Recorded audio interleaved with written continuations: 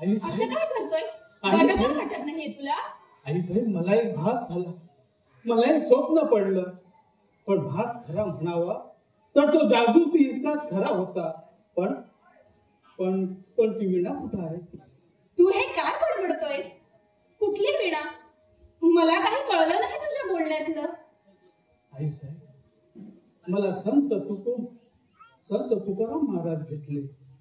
संत शिरोमणी तुकोबाराया, जन्मोजन्मीची माझी इच्छा पूर्ण झाली. परागंधा झालेल्या बालकाला जशी माऊलीची भेट व्हावी, कृपेची सावली लाभावी, तसा तुकाराम महाराजांचा माझ्यावर प्रेम दृष्टीचा वर्षाव झाला. महाराजांनी मला असा आदर्श दिला आहे की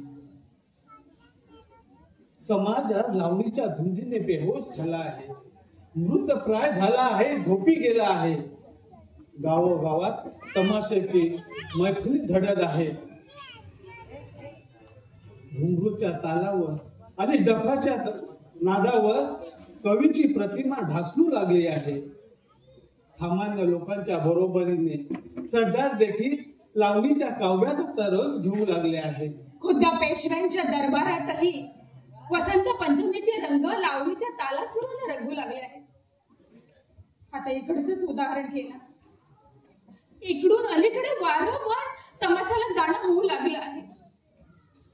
म्हणूनच तुकाराम महाराजांनी मला असा आदेश दिला आहे की तुझ्या अभंगाच्या ओजस्वी वाणीनं लावणीला निस्तेज कर आणि भागवत धर्माच्या पताका उंच फडकावीत ठेव. म्हणूनच त्याने आपली दिव्य वीणा माझ्या हातात दिली. पण आई साहेब, मोठा चमत्कार घडला. काय झालं रे? त्या वीणेतून असंख्य स्वर लहरी बाहेर पडल्या आणि त्याने माझं अंग मोहरून गेलं. दिव्यत्वाची गोड प्रचिती येऊन रोम रोम माझं सुगंधित झालं.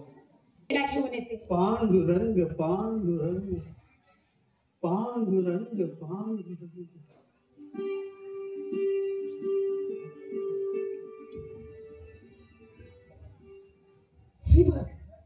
अशीच, अगदी अशीच होती ती वीणा. त्या वीणेवरची महिरत सुद्धा अशी. तिच्या स्पर्शाने माझं अंग मोहरून गेलं.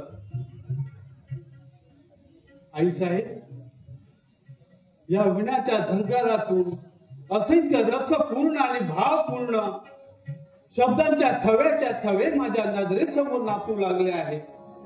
भक्ती रसाच्या मोहळावर शब्दांच्या मधमाशांनी जसं गुंजन करावं तसे अभंगाचे रसाळ शब्द माझ्या जिभेवर उंची घेऊ लागले आहे. काय त्या अभंगाची अवैध गोडी.